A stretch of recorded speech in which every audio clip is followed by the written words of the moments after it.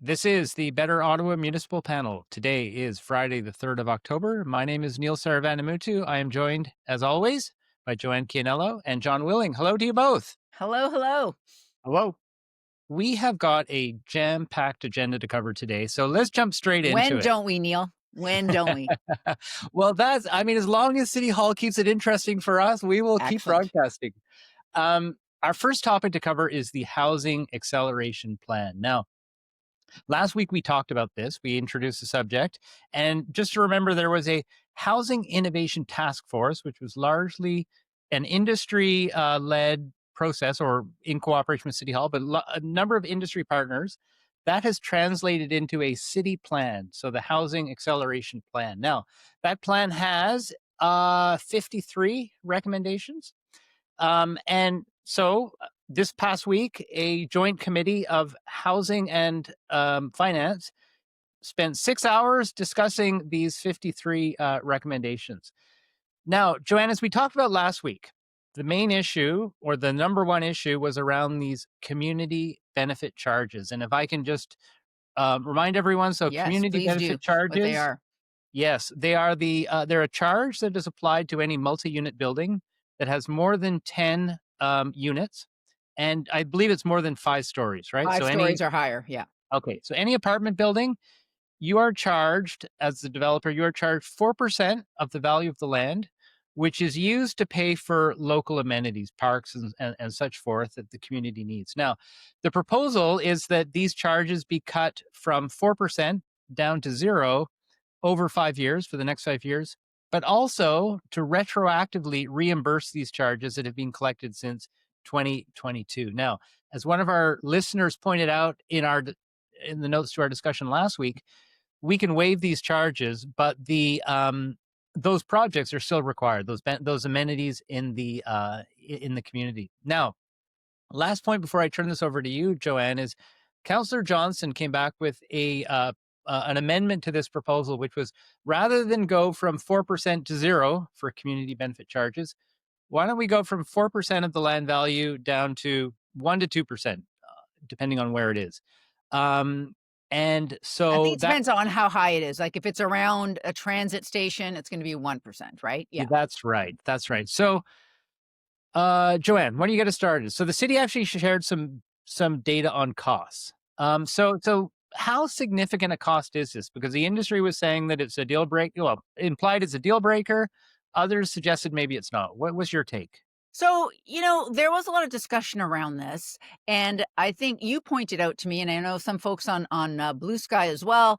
So we're saying that if you look at there's a table in the report that shows like where all the costs come from, right? In a unit. And so, for example, let's just for simplicity's sake, say for a $500,000 condo, the land is about 40,000, and 4% of that is like actually less than $1,000, right? So if you're looking at a condo or an apartment that's, over $500,000, this 4% is, I don't know, seven or $800. How big of a deal breaker is that? And so I think though the development industry would say you could say that about every single charge, right? So they already pay a fee for parks. So when you say that, well, some of this can go to parks, well, there's already a fee for parks. There's a fee for infrastructure. There's there's like what we call development charges. There are development charges that are actually put on a lot of units that are supposed to pay for this infrastructure. So this community benefits charge kind of stays in the ward. And I'm going to say that, the more cynical developers just call this, spending money for counselors, right? Like trick or treat money, because it actually stays in the ward and you can spend it on things that are right in the neighborhood. And of course, their constituents like that. But when you say, so it is really another 4% tax on almost everything, like on any building that's 5 stories or more. Is it stopping people? Well, I don't know. Like we heard from Foten, they are a big planning consultancy firm here in Ottawa. They help a lot of builders get their plans through City Hall.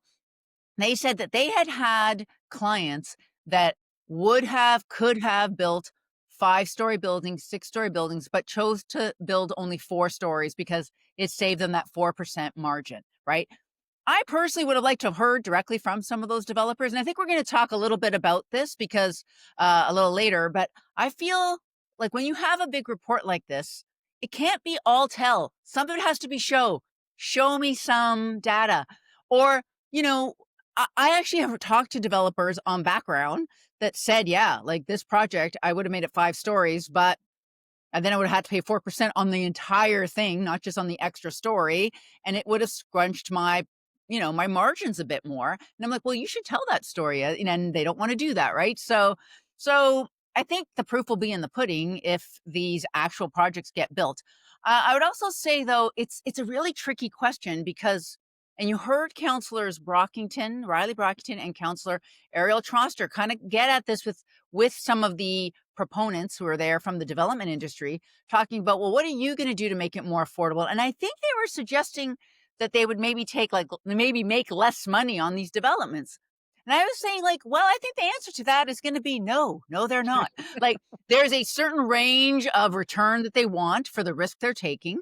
And some of them actually say that community benefit charges um, just squeeze it in a market that's so tight where things are already so expensive, they don't feel they can pass on those savings, it squeezes it too much. It is very hard to tell from my point of view, but that is the question, or that's the Okay. argument right there. So Okay. now, like, we've seen this, and we should say that this motion did actually was carried unanimously, including by the mayor. I know there's already talk about trying to bring another motion back to council. It'll be interesting to see how that works because at this joint committee, there were 17 of the 25 members of council there. So we'll see how that goes. Yeah, well, Joanne, as we've talked about previously, I mean, we've seen councillors on a number of occasions vote one way at committee, then the opposite way at council. So, will this be another example of that? I guess we're going to find out soon. But, John, I want you to talk about a related issue, which is this idea of community benefit charges and them being returned retroactively. Now, Councillor Troster brought this up and asked city staff, like, what was the rationale for doing that? And it was actually quite refreshing. The city staff response said, "Well, we're not actually quite sure, and maybe that's something that we should rethink." So, John, it seems that staff have largely, well, the city plan has largely copied and pasted a lot of the recommendations from the industry task force report, um, and we've also been told that the city will be using Bloomberg Associates to create a financial model. So I guess the question that I have is: are we like moving too quickly on this process? Should we be waiting to hear from Bloomberg Associates on with that financial model? Well, a couple things. I mean, one of the things, the reason why we have the housing task force is because there's accusations of things moving too slowly. So, I mean, if you're going to wait even longer for more reports, it's just feeding into the notion that, you know what, the city is moving slowly to solve the housing crisis essentially. So there's that. That said, yeah, I think more data is always great. If we have a dearth of data, that we should be finding it so that counselors have an opportunity to make an informed decision. Now, I was surprised by the response, Neil, to the question of the CBCs that have been collected, and I went back into the task force report too because I thought surely the answer is going to be in there in the background, but no, it just has the recommendations. There's no rationale as to why the task force came to these recommendations, which are now proposals to council. So I was a little surprised. That said, I'm very heartened by the transparency though from staff saying, "Well, we don't know, but here's the proposal." But I think there needs to be a little bit more rigor on the reasons why these proposals are landing on the table of council. And I agree with I think you said, Neil, between now and when that council meeting happens, when councilors are going to be asked to approve the whole thing, I'm sure there's going to be more motions brought to the table. We heard Mayor Sutcliffe said he backs the proposals in the report, but he's going to accept Councillor Johnston's proposal to knock down the CBCs. So I think there's some wheeling and dealing still to happen between the time these recommendations were approved by the joint committee and the time we're going to see this debated at council. Yeah. I think it's gonna be hard for the mayor, though, to say he supported that report, and then he's gonna turn around and then maybe support a different motion. I'm sorry, that he says he supports, Councillor Johnson and Councillor Leaper's motion, and then on reducing the CBCs, and then turn around and support a different motion. I think that politically, that could be tricky for him. Well, especially since, Neil, how many votes did you say were on the joint committee table? 17? 17. And and it carried, right? There was no Unanimously. dissent on that Councillor Johnson motion. So there's no Yeah. reason why it shouldn't carry at council, but funny things happen for a council meeting Yeah. around I would City also Hall. say, like, I want to just jump in on two little things. One, were there not senior staff members as part of the task force, or is that not That's the case? There correct. were, right? So, like, Yeah. when we say that staff just picked up the recommendations and went with them, like, staff were involved all the way through, just to be clear. Also, I have a couple sources, so I did see some of that Bloomberg analysis, right? It is being done. It's just that it's not finished, and I don't think that that's okay. Like, I think that there should be some to show, okay, here are the kind of ranges of return, or here's why some of these projects don't work, and how our recommendations can help that, right? I think, again, we heard from some folks in the industry, but all we heard was these fees don't work for us and we have to fix them to help. And that may be true. I'm not saying it's not true, but as a former journalist and a member of society, I would like to see some more some Yeah. more Yeah. data, some more evidence, some analysis. And I know it's not going to be black and white completely, but something other than just, trust us. Right, but I'll tell you the other thing that actually really got my attention and why I think we might be moving like really like too quickly on this. And sure, we all want to get housing built, but if we're going to put forward these sweeping reforms, let's make sure we're putting forward the right reforms. Is that so the report came out, well, the task force report came out with the industry, well, what I'll call the industry recommendations. Then we had the city proposal, the city plan come forward. And then at the committee meeting, we had the mayor come forward and introduce a bunch of motions to introduce some fairly major structural changes to what was being proposed, or some significant changes to what was being proposed. So it's like, you know, it's like there's a bunch of things they hadn't thought about that they thought that the mayor had to bring to the table. So again, it's just I do Can you feel that we're remind us what moving. some of those are? Because Well, there were some around affordable housing right. uh, and a few others, but my point is that, like, these should have been incorporated into the staff report in the first place, and the fact that we're running to catch up just tells me that we're just not dotting what is it? Dotting our I's and crossing our T's That's on this right. one. Exactly. Yeah. I think that there is something to be said for that. But I also think you can just study yourself to death and never get Well, anything sure. done. Right. And I think a lot of what's in this report is on culture and process. And those are going to take a long time. Like, those are not fixable. These fees, one of the like, I think, why the developers are pushing for the CBC holiday is not just that, yes, it's a financial incentive for them, in theory, but it's also something that can be done quickly. Like, freezing fees, fee holidays, they can be done quickly. Changing the process and culture at the planning committee to make decisions more efficiently, more quickly, or the way that, it works. There's a lot of apparently junior planners that are afraid to make any decisions. So they're waiting to get a response from the general manager all the time. And that's taking a long time. We heard from the auditor general in Ottawa that these applications are taking a long time. That kind of stuff it's going to take a long time to change that, right? So I think this is why people are saying, okay, let's move forward, because some of this is a long time project. Okay. So a last question for both of you, and that is, we've talked about the community benefit charges. Joanne, you sort of talked about how the report spends a lot of time talking about the need to change city culture. Are there any other proposals in this plan that really deserve more attention that we should be talking about? Well, I actually had a couple things just because there's some money things, right? Like, one of the we talk about DCs, which are development charges. We already talked about we talk about development charges so much on this show, which I love. And one of the things is, when you actually apply and you get your building permit or whatever it is, you actually have to pay those development fees to the city. But now what they're saying is, because of developers are finding the financing of projects trickier for many reasons. We won't talk about the banking situation right now, but one of the things they're saying is it would be great to, like, pay those at the end when they've sold the units, when at occupancy.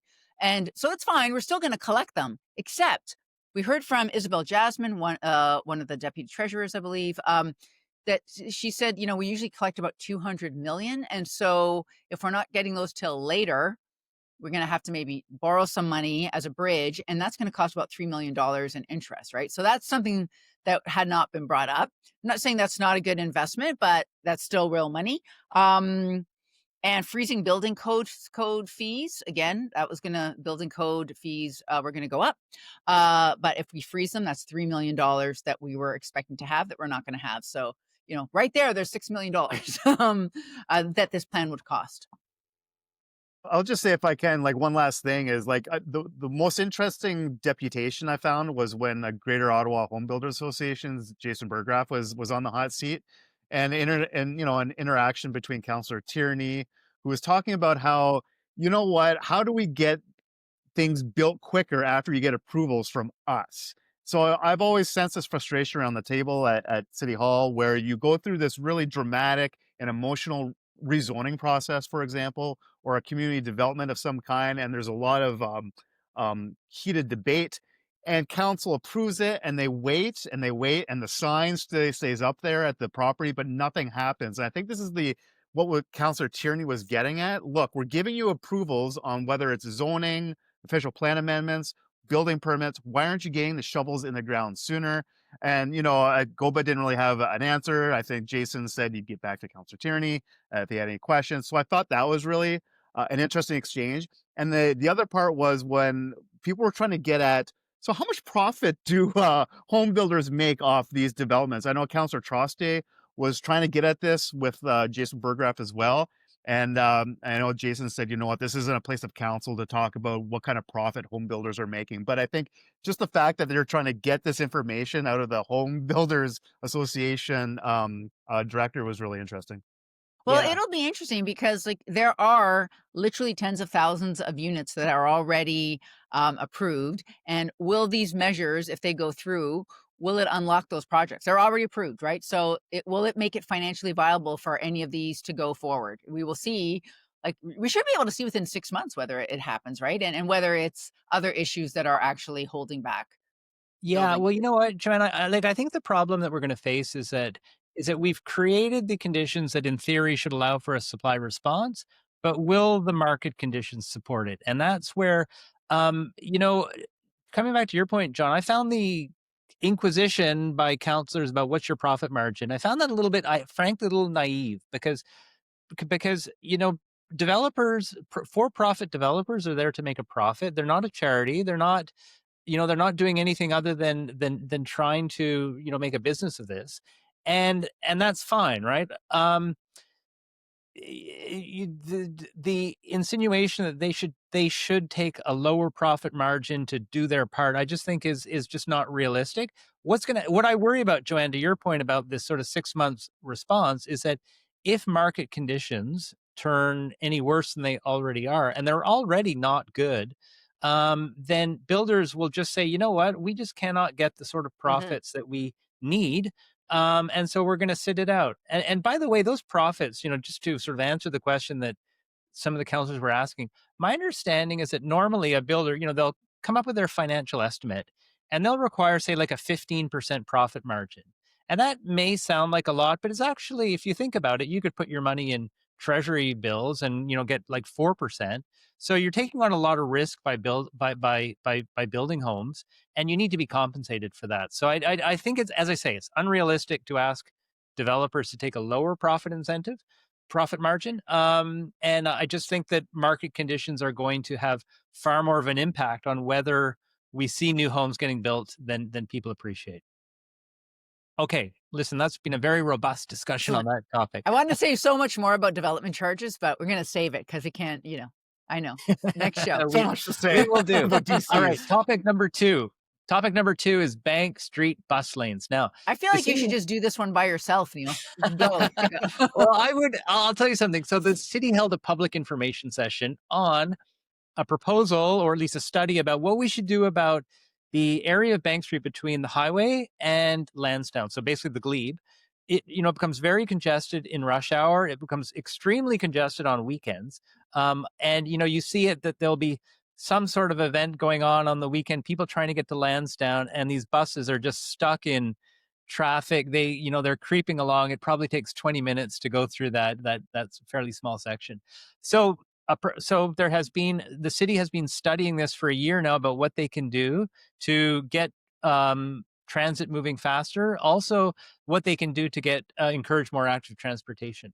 Now, just before we begin the discussion, there's a couple of baseline data points I wanted to throw in, and that is that Bank Street is actually the busiest transit corridor in the city. You know, the buses number 6 and 7 that travel along Bank Street through the glebe, they are the second and third most used buses. So the number 88 on baseline, that's number one, but the 6 and 7 on Bank Street, they're number 2 and 3. And so what the city has proposed, what they presented at this open house, was that they would make one lane, one northbound lane in the morning rush hour. They would make that transit only. So during the peak transit hour, during peak rush hour, you'd have transit only heading north, and then the opposite in the afternoon. You'd have southbound transit only in the afternoon rush hour, and there would be something similar would happen during events at Lansdowne. Now, what was actually really quite interesting at the open house was that it was almost like an open revolt. Okay, there was, I think, 200 people there. Almost everyone that stood up to speak said, "We do not agree with this. You're not going far enough. You're being too timid." And the issue really came down to parking. Because the proposal, what it does is it maintains most of the parking that is currently on Bank Street. It maintains that amount. So Even during the rush hours? no, Yeah. and that's currently the case also, right? During rush hours, say the morning rush hour, you cannot park heading northbound. You can southbound, but not northbound. So, um, John, I want to turn to you. And a word that John? was used a lot at this consultation was balance. You know, we have to balance all the users. And that is a word we hear a lot from this city hall. So I know you hate that word. I hate Yeah. that word. But tell me, like, are we actually talking about balance here, or is this just like a code word for the status quo? People don't want balance though, right?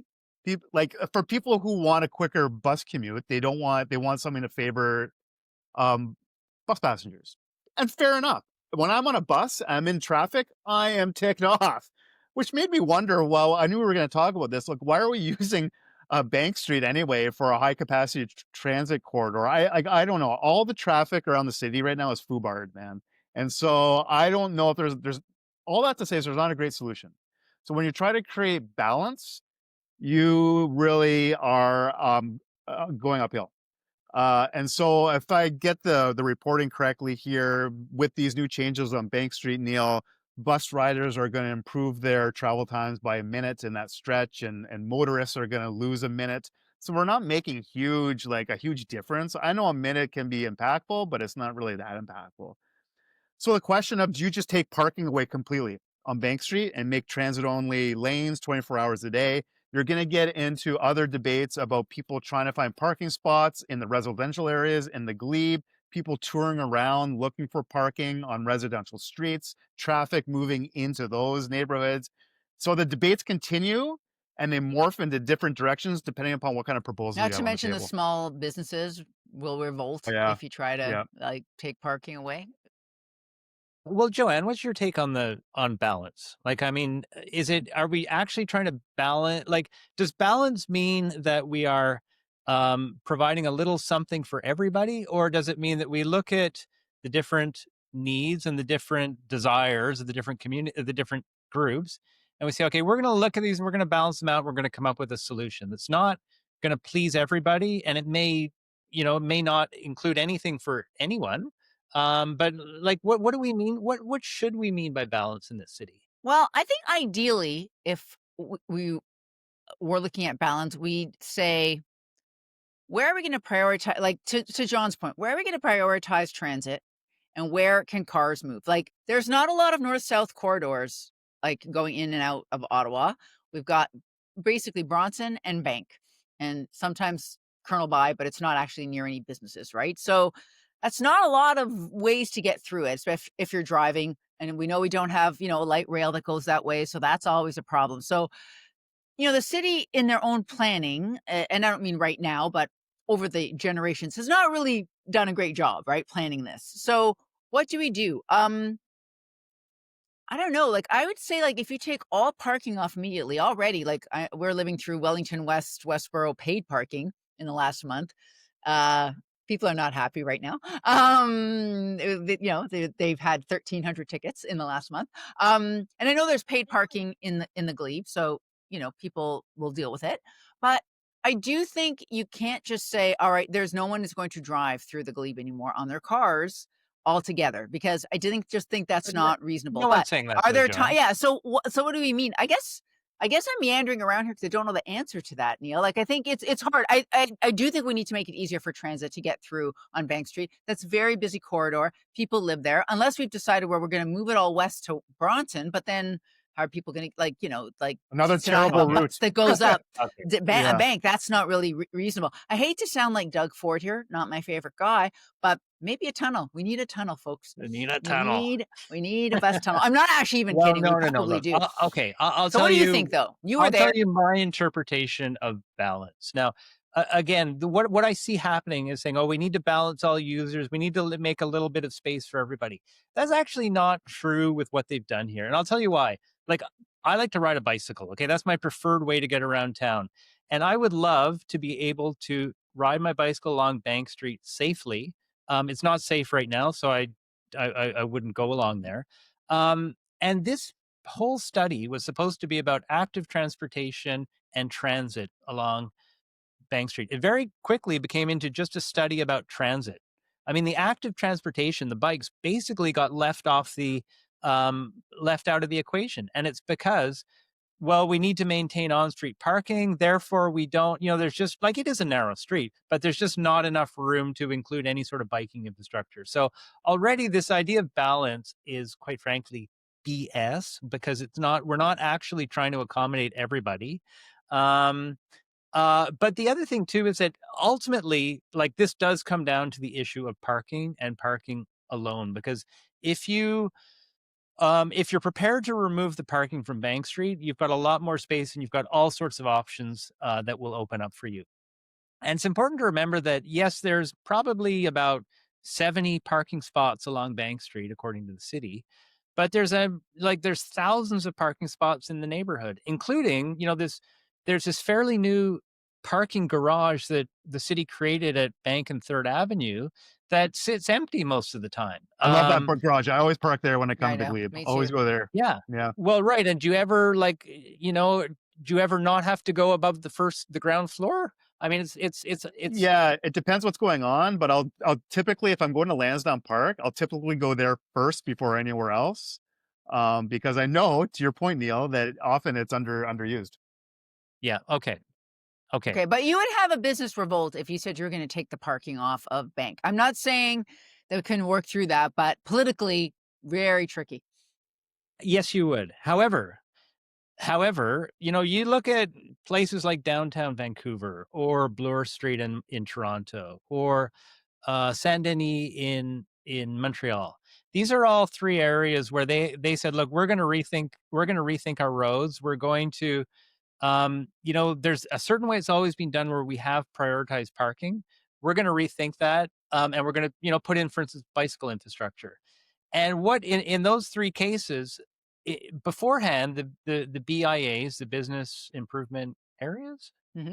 Association, Associations, actually, weird. yeah, the Areas. Yeah. BIAs, they all No said, areas. no, we object. We do not want this. We want to leave things exactly the way they are. After those lanes were installed, a lot of them just turned on their head and said, "You know what? We were wrong." It's turned out to be a net benefit. What we find is that, like, people on bicycles are more likely to stop and get off their bicycle and come into our store and purchase something. If you're driving in a car, it's obviously very difficult to be able to just jump out of your car and go into a shop and get something. So I mean, you're right that we will have a revolt from small business owners, but the question is, do we, like, what is our vision for the city, and what is our vision for Bank Street? And what we're seeing is, we just don't have one here. Okay. Any last thoughts on Bank Street? Love going What did down. people suggest? Like, did people come with their own ideas at this? I'm sorry, I missed the Well, open house. yeah, I mean, so it all came down to, like, the number one issue is parking, and it's if you take parking off Bank Street, then you open up all sorts of new opportunities. And I think one dominant theme was that there would be bus lanes, like bus only lanes 24/7. There are a number of people that express that. I'd say that's probably the most, the most prevalent idea that came forward. That's interesting. All right. Okay. Well, we have a related issue in number three, and that is the National Capital Commission at their recent board meeting, talked about their plans for what they call Confederation Boulevard. Now you pull up out your map and say, where is this Confederation Boulevard? So Not on a map. Not not on on the a map, map. but Tourist map. it's an idea that the NCC has had for some time. But what Confederation Boulevard is essentially a loop in downtown Ottawa. So think about Wellington Street in front of the Parliament, and then head east and turn left on Sussex.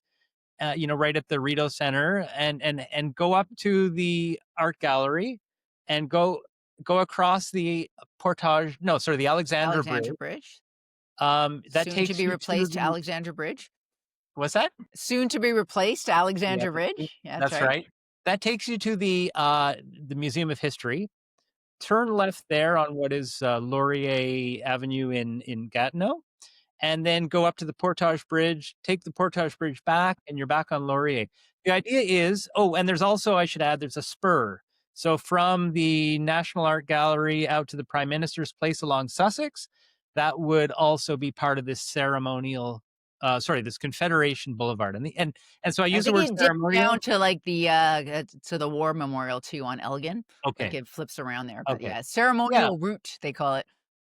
Yes, exactly. So, as part of the NCC's ambitions about beautifying the core. Now, what was interesting is that right after this board meeting, the mayor of Ottawa, Mayor Sutcliffe, came out very strongly and said Wellington Street is the property of the city of Ottawa, and it is for cars, and we are not ready to change that status. So, Joanne, again, this question of balance, like are we approaching this the right way as a city, right? The mayor's talking about the interests of commuters that are trying to get out of the downtown core. Mhm. Like Yeah, he what is said the it's great. an important route, right? It's an important downtown route, I think he said on Blue Sky Sure. for cars. Yeah. Okay. But so again, the word, like if we apply balance here, is it about doing what's in the best interest of the city, or is it about maintaining the status quo? Bit of a leading question, but No, you it's run with okay. it. You listen, I am a shut down Wellington Street to cars person from before the convoy. I was on that train pre-pandemic. I think it is ridiculous we still have cars on there. I know we're going to have to deal with our traffic issues different ways, but like if you go onto the NCC's report on Confederation Boulevard and their plan that they brought to the board last week, page 80, there's such a nice picture of what it could look like, right? And like they are still wanting, like they still have plans for that street that do not involve cars. If you look on the list where they're like, what are risks here? To our projects, like the NCC lists the transfer of 3 blocks of Wellington Street from the city to the federal government as highly likelihood high, it says, and they continue to plan to put the Quebec's Gatineau's STO, their transit systems tram, if they ever build the tram. I don't think it's funded yet, but someday if they have a tram. Right now, the plan is to put it under Spark Street, but they would like the NCC and many other people, me included, would like to actually run it along Wellington Street, right? So that it is a transit, pedestrian, cycling route only. A lot of people on the Hill would like that. They want it for security reasons. And I am intrigued by what the holdup is between the feds and the city on selling this road, because I do not get it. When it was closed after the convoy and we didn't have cars on it again, I thought it was fantastic. It looked terrible. Like it needs to be made more beautiful for sure. But I loved it. Now, I recognize that we were still kind of in COVID and people were not driving around as much, but we have to get people on our transit system around the world more and more. I think traffic is limited around the seats of government. I think it's just a matter of time. I don't know what's going on there because the feds still want it, and I don't know what is happening. And I actually don't even know why we're playing hardball because as an asset, I don't see how it makes us. It's just an asset on paper. It's mostly just financially a liability, right? We have to maintain it and police it, and it's not like you can put development on it. Like you're not going to build condos and make property taxes from that street, right? I don't understand what's going on, but this has been going on for a decade, maybe more, these conversations. And I think it's stopping us from really having a fabulous parliamentary precinct area that is great for tourists and people alike. So, also Yeah. that Confederation Boulevard. How many times have we been trying to get a bus around that Confederation Boulevard? We can't even do that. Like, we can't even get a bus that gets tourists from like national historical site to national historical site. It makes me crazy. John? I have to believe what's holding this up on the city end is the cars. Like those cars will have to go somewhere because it is a busy road, right? Wellington Street is a super busy road at the commuter times. And so those roads are gonna or the cars are gonna push south onto the city's showcase street, Queen Street, somehow, which is very narrow. That's very showcasey. Or down to Albert and Slater. And remember the dream with Albert and Slater has been to make those two-way streets again at some point. So I mean, I'm sure the traffic is really playing into the city's thinking about what to do if you close it down completely. But remember, we talked about this on one of the first pods, Neil and Joanne, about the transfer of Wellington to the feds, and I know we talked about it likely being imminent, possibly. So I don't know what's going on behind the scenes. Joanne brought up the issue about security, and I think this has been a number one issue, quite frankly, on the federal side, especially since Wellington Street runs right in front of the Prime Minister's office, which has been a very from what I understand, a very important factor in trying to find a way to get cars away from the prime minister's office. It's just, feet away. And so, what's going to happen now? I don't know what the city wants. To Joanne's point, I don't know what the city wants in return to give up Wellington Street, but it seems we're in a stalemate. And I agree. I remember when the pictures came out, the designs of what Wellington Street could look like with the tram running in front. We thought, yeah, that's the way to do it. Like beautify this place, make it great for tourists and local citizens. But now we look like we're in a stalemate. And but Mhm. also we have spent billions of dollars on an east-west LRT line. So if you want to say we'd like to wait until the extensions are built or something, I don't know. But something like why did we build these lines if like they literally run east-west where Wellington Street runs? It's like one block over there is a $2 billion light rail line, and which is getting many more billions of dollars of extension on either end. Like, what is the point of that if we've decided, oh, we're also going to keep cars there? And yes, there are buses on Albert and Slater, but I think the plan would be to actually move to put some transit on Wellington. It's just like transit and pedestrian and cyclist only, right? And make it more attractive. So I don't know. Like I just find it is very short sighted, and we're just not moving forward with any vision of downtown. Also, the parliamentary precinct is being redone by the feds. Eventually, I don't know if they're trying to force the feds into bringing on a heavy hand like that, but I don't think that's. I don't know. I Yeah. just hear that the feds are still wanting that street, and they're not going to say no. That they're not going to Yeah. take no for an answer. What do you think, Neil? There's just 2 points I wanna pick up on there. The first is, I actually think the idea of a Gatineau tram is a lot more advanced than we're giving it credit for. All the funding, as I understand, all the funding on the Quebec side has been, like, lined up. Now what we need is, like, some federal plans, and then, of course, however the city of Ottawa is going to cooperate in terms of making Wellington Street available because it seems that it's Wellington Street for that tram or nothing, and I don't think the plan is that Wellington Street would accommodate other forms of transit. It would certainly accommodate that Gatineau tram. So I think that's far more advanced I than we guess if the realize. tram is running, you're gonna need fewer buses also from STO because the idea is you get off at Lion Station, right? And get Yes, up. well, that Yeah. would be nice. Okay. Also, Um, so the provincial funding is well, on the Quebec going on side, the civic side. Yeah. the Quebec funding, I believe, has been secured. Um, All right. But the second point that you made, Joanne, that I think deserves a little bit more discussion here is that this is I see this as a real opportunity for revitalization of downtown Ottawa to anchor it around, some sort of major new tourist attraction that just isn't there right now. And so I find it a little bit odd that the city of Ottawa, on the one hand, we have this constant need for downtown revitalization, but when the feds come forward with what looks like actually a pretty good starting point, we shut it down because of the status quo about our transportation network. Isn't this kind of like, I wonder if this is, and I have no idea, I'm just speculating. Like, you have a lot of governments at play. You have the federal government, obviously, this obviously city of Ottawa. Then you have the city of Gatineau with their tram vision, and a funder being the provincial government in Quebec. So you have a lot of players who have to get on the same page, and it all kind of trickles down to this one piece of road that is needed for that tram system. The city has its own vision. It's just a lot of people at the table that need to get row in this. I mean, mixed metaphors here, but row in the same direction. And maybe that's what's causing a little bit of a stalemate as well. But this has gone on for many, many, many years, like Yeah. Yes. many Okay. years. So We're I want to ask about one more topic, and that's the police budget. So we heard from the chief of police, Eric Stubbs, that that the proposed 6.5% growth in the police budget for next year will actually be not enough money to accommodate the plan to put another 50 officers on the street. And so I went back and dug up the numbers, and the police budget for this year, the gross budget, is $448 million.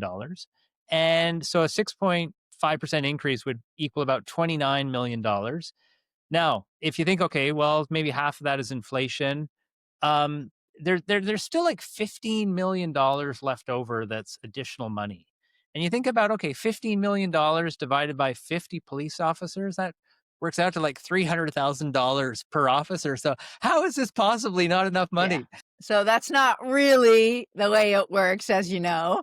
I know you're just pushing my buttons, but that's okay. So part of it is the police got a huge collective agreement last year, or this year actually. Um, so it's 19.35% over 5 years. But the most important part is that for 2025, for this year, it's 6.85%.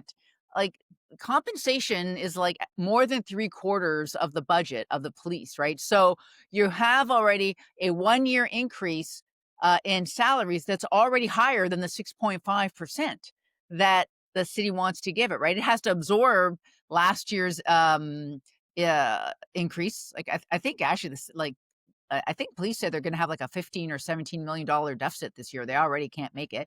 So like next year, they're going to have to pay those plus another 3 or 4% for 2026 with those increases. So they're like, we are not going to be able to make it. Like, and we're not going to be able to hire 50 people, maybe 25.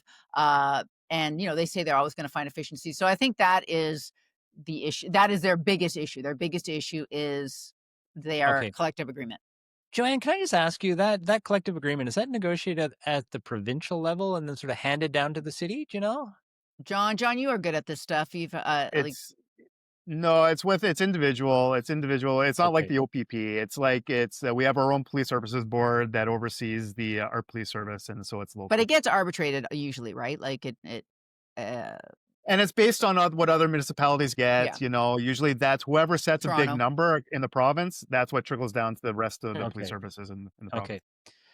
So, John, I want to ask you a budget question about policing in the larger context. So the police budget, it turns out that about 9% of all the money the city of Ottawa spends through its operational budget goes to police.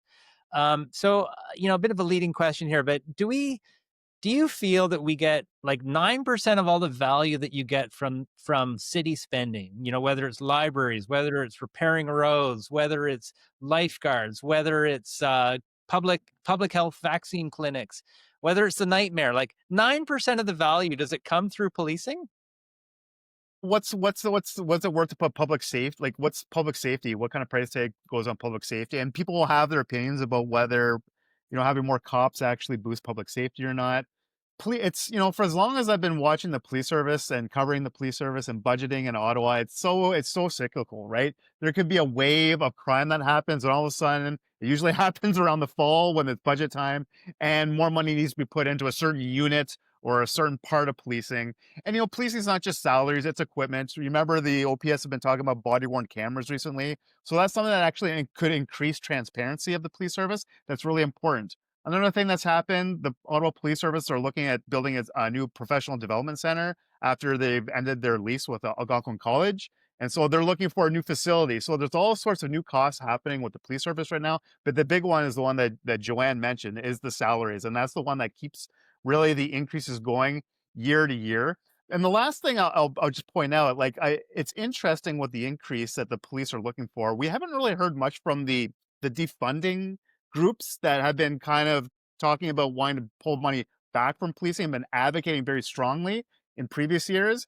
So I don't know what's going on there, but I know that there have been a lot of public safety issues in the media, whether it be hate crimes, right, happening, unfortunately, in our city, downtown safety, and it comes with some social issues that are happening downtown too. So there's a lot of things that have been Protests, a happening. lot of protests this year. And so there's a lot of things that have been capturing headlines. My office light just went off here, sorry. But I think that's what's contributing Time to go to, home. and yeah, I know, right? They're shutting me out. But anyway, and so we're at a time right now where, and I think Mayor Sutcliffe is backing a bigger increase also with the police budget as well. He's talked to, said publicly that he's heard from residents that are concerned about public safety, and so that's all that's fueling into this police budget Okay. this year. Okay, second last word to you, Joanne. No, I was going to ask you what you thought.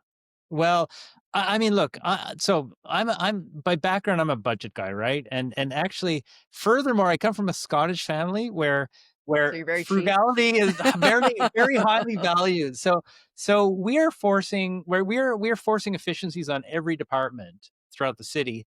And I just find that, like, I always ask the question, well, why aren't we asking the same of the police services? Because it seems to me that there's a double standard here that if you're the parks department, then cut yourself, like, let's pare it down to the bone, and let's make sure that we're eking every penny of efficiency out of it. But when it comes to the police, it's like we don't even have that discussion. It's people have this, we need to give more money to the police, or the police are getting way too much money as it is already. Like, it's kind of very, very one side or the other. And I just wish we could have a more nuanced and sophisticated discussion about police budgeting. Yeah, And I it's agree. good, I and I think agree it's with the because entire budget. Like, it's very hard to see into it. Like, where exactly is this money going? Should people be making what they're making? What else? Where else does the money go? Right? I mean, John, what are you going to say? And I was gonna say, like, we don't. It's hard as the public to be experts into what the police need to keep the city safe. Like, who am I to say? Well, you don't need that Glock or Beretta or that whatever, right? That We don't cruiser. need a It's really helicopter, hard. that's for sure. Well, Like, helicopter, yeah, I don't know. So it's really hard to have any like informed recommendations. Now that said, I know the police they do efficiency tests inside their budget, and I think there is some discussion at the police board about efficiencies and what the police can do. Well, yeah, I mean, every department comes up with efficiencies or claims to come up with efficiencies. I'm whether they not come up with entirely. them, whether they actually find them is the other. Optimizations. Whether they actually realize them is another Yeah, question. Yeah. yeah. Well, they seem to trot out the same things every year, right? Well, I know uh, parliamentary budget office, like, they're like, oh, we just ignore any efficiencies. Like, that's just okay. fake. That's fake promises. But yeah. So Okay. Well, listen, we're actually out of time here. So I would like to thank both of you for your thoughts today. I'd like to thank all of our listeners for joining us over this past 48 minutes. And as always, if you do have a comment, please leave it. We'd love to hear that, and we will do our best to respond to it at the next recording. We will be back in a week's time. Until then, this has been the Better Ottawa Municipal Panel.